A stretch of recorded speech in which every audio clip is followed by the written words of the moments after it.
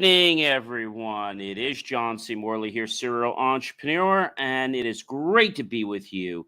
It is tonight. It is, yes, a Tuesday night. It's November 28th, 2023. I'm so happy that you're here with me because we have a great show for you tonight.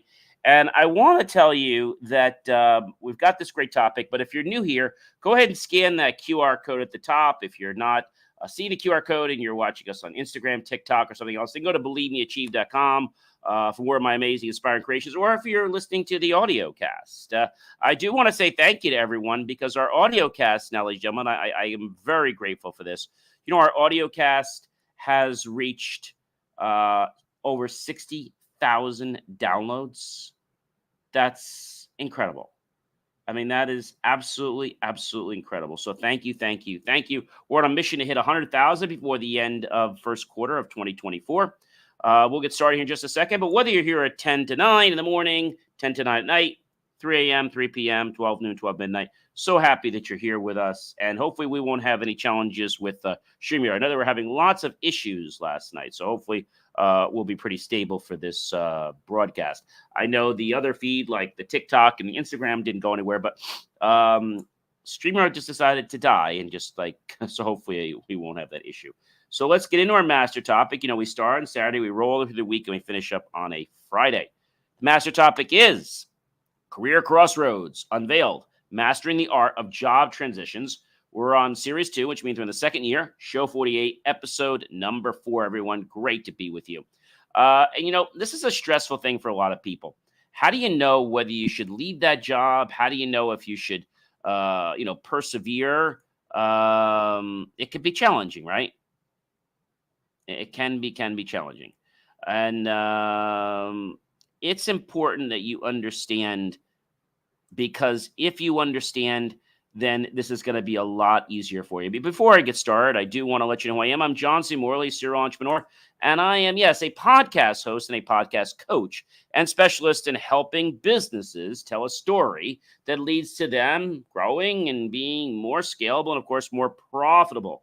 Now, I typically work with companies that bring in 10 million or more, and I am very grateful to help all them, whether they know the story, they don't know their story, or perhaps they need me to create the story, but I always create it from truth. When you scan that QR code, ladies and gentlemen, or if you go to believemeachieve.com, it's going to drop you over to a page that looks like this. On the very top, you'll see tools for podcast hosts and guests, and you'll be able to check some of the things that I use to make my podcast successful, as well as my businesses, I should say. All right, so let's get right into that master topic, because this is a great one. Here it is, everyone. Read job descriptions. All right. I have so many people that just apply for jobs, but they don't really know what it is that they're applying for. They just see it as dollar signs. When's the last time you read a job description? If you were currently job hunting, your answer might be something like last night, a few minutes ago, a year ago, a month ago. But I want to ask you, when was the last time you really read the posting? Taking the time to absorb all the details, the words, the content. I bet you're going to probably tell me you never did that. You just looked to see if somebody was hiring.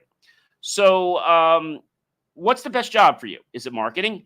Is it sales? Is it something with data, human resources, customer service, software engineering, product management, education, design and UX, administration? Maybe it's AI. Maybe it's robotics. So a lot of job seekers will do a cursory glance at the job description and then apply without ever thinking about or referring to the job description. And the problem with that is that they might have applied to a job or position that either A, they're not qualified in, or B, it's not going to be something they want to do. So a job description is very important, and we have to read it closely. Job postings, job listings, and it has details about the job, the company, and everything the employer is looking for in the candidate they're going to hire, and the specifics about the application process. They usually have that. Read every word of the job description is very, very key. So what is a job description? Well, the position of the title, right? Company name, company description, employment type, part-time, full-time, contractor, 1099, whether it'll be exempt or non-exempt, such as if they're freelancer, right? So that's important to know. Job location, is it going to be local to me? How far? Is it going to be online, remote? Like, what is it? What are the responsibilities that I need to do every day? What are they? What are the required qualifications? Do I need certain degrees? Do I need certain years of experience in something? It's important to know that. Preferred or additional or bonus qualifications. Posting might also list nice to have qualifications, but they're not mandatory, but they could help you ask for more money when you're going on the interview. Salary. Unfortunately, I'm going to tell you that everybody is basically not able to do what you think. And fortunately, we got a phone call in there. So hopefully we don't get that call again. This happened sometime. I apologize about that. But this is what's happening. We're multi-streaming. In my next place, I will have multiple cameras on me with multiple stream stations. So we're growing, and we're hoping by probably Q2 we'll be streaming live on TikTok as well. Just very grateful to be with all you guys. So salary is important. Unfortunately, some listings don't describe what that is. They just kind of say, we're looking for somebody. If they say entry level, you can kind of Google and find out, like what's an entry level of that position. So, for example, if I went online and I said, salary, for example, for entry level data entry. And if I do that, I can very easily see that the salary for entry level is $18.14 per hour in the United States, which equates to $31,000 per year before any taxes are taken out. So I think it's important to understand what people are looking for, what you're looking for. I think that's really, really important. And when we think about, let's say, things like benefits, a lot of times when people ask about the salary, they would say, well, gee, what do you want? And so you want to try to feel them out, because sometimes, you want to get to that interview, you want to impress them, but you also don't want to waste your time if they're not even going to pay what the minimum you want is, right? I know we want to try to impress somebody and hopefully they'll pay us more, but the chances are if they're not even looking to pay what your minimum is, then why are you even bothering? So unfortunately, having pay listed on job descriptions isn't always given. And when a company chooses to disclose it, they oftentimes don't align it properly with their expectations, and that causes miscommunication. Legal disclosures. Many job descriptions will include anti-discrimination language or indicate that an organization will provide reasonable accommodations under the ADA, Americans with Disabilities Act. The lack of this language doesn't mean the employer isn't subject to these laws, however, but a lot of times they just want to cooperate and they make it very easy. So that's a good thing. Immigration status information. Some jobs will also state up front if they can offer visa sponsorship or not. Vaccination status in the highlighting of COVID pandemic. Many employers will opt to or be required to mandate vaccines before you can even take a position there if you were offered a position. Some may add it to the job description. And yes, this is the legal stuff you want to read. Application instructions. Maybe it's things like how to apply, what kind of materials I need. Will the interview be like Zoom? Will it be virtual first? Will it be a phone call? Then will it be an in-person? How will this go? When will they be hiring? What should you pay attention to? Well, you don't need to read every job description like you're going to be quizzed on. The first time you read a job description, treat it like reading a comprehension exercise and read all the way through top to bottom and just kind of skim it. Look for things like qualifications the employer wants and see, do you have those qualifications? Do you have any of the nice to haves? But do you have all the ones that they're looking for? What's most important in the role? Repetition. Typically, a job description will include 3 to 5 themes or ideas that are mentioned more than once across the section. And that's a good way of knowing that this is something they definitely want, especially if it's mentioned more than once or twice. Order of information. Job duties. You can safely assume that the first few bullet points are bigger parts of the job than anything else.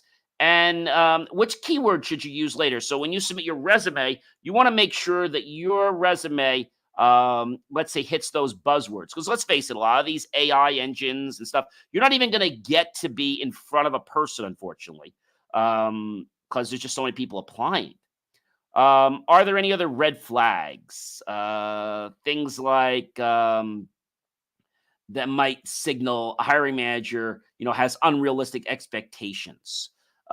There was one time where I was helping somebody find a job, and they said that they were going to pay the person, and it was by the hour. But then they're telling them that it had to be 40 hours a week, and I'm like, well, that's not really a contract position. Like that's like, and then they're demanding. So as a contractor, you can't demand when somebody works. That's number one.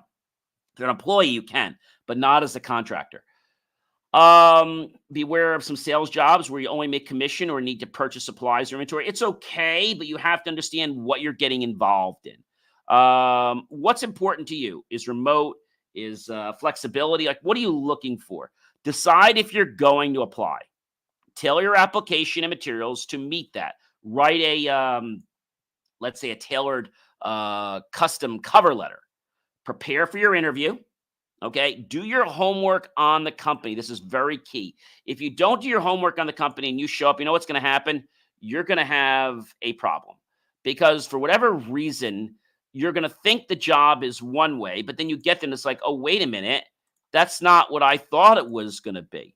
And it's not saying that you're wrong or they're wrong, but you don't want to have any surprises up front. You really, really don't. Some people can build a resume in 5 minutes, but is it the resume that your employer is going to really look at? Remember, they're using smart technology like AI to look for things like history. They're looking for no gaps and stuff like that as well.